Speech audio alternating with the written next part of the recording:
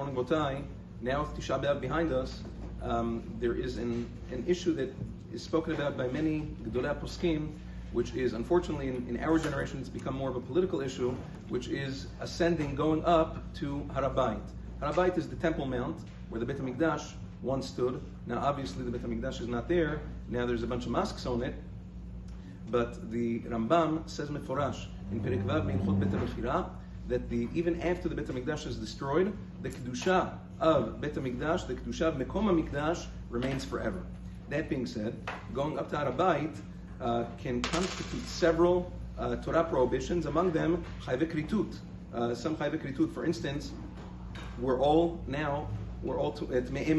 We've all come in contact with corpses, and we've all touched people who've come in contact with corpses, so we're all me'emet. The only way to resolve that tum'ah is with the para aduma, which obviously we don't have until Bi'at HaMashiach.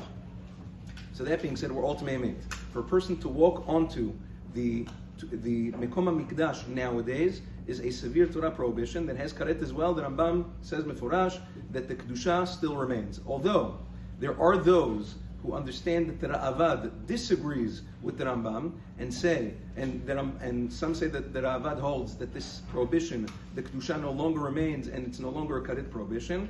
The Radbaz already on this, Rambam says that the Halacha follows the Rambam, and that the opinion of the Ra'avad is halachically invalid, especially since many poskim say that Ra'avad isn't even arguing on the Rambam, and therefore it's still a complete Torah prohibition. Nevertheless, this only applies to the part of the mountain, to the part of haBayit, which was Mekom HaMikdash. The other parts of Har HaMoriah, the other parts of the haBayit, is mutar to walk around even when a person's Tamemet. The Rambam says meforash.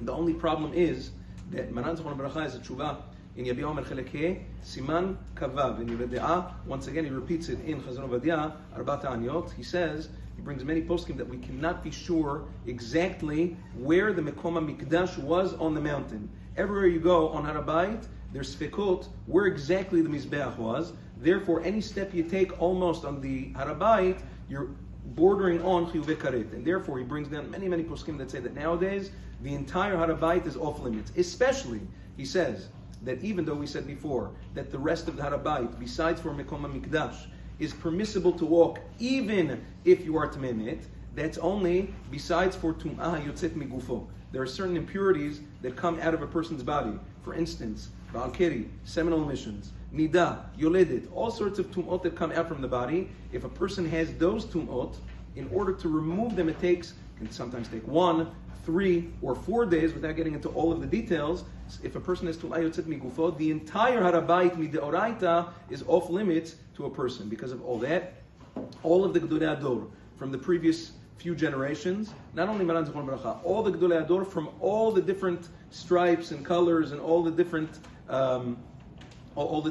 sects, they all signed on. The Charedim, less Charedim, the Tilomi, all the Geonei Ador, they all signed on to a proclamation that going on to haBayit, any part of haBayit, is bordering on mamash isurei karet, and it's a terrible sin, especially nowadays when it's being done by so many groups in order to show, some sort of political power, and it's something that causes the anger of the goyim to rise up against Am Yisrael. So it's very important to stay away from such severe isurim, as that Hashem will continue in the next few days.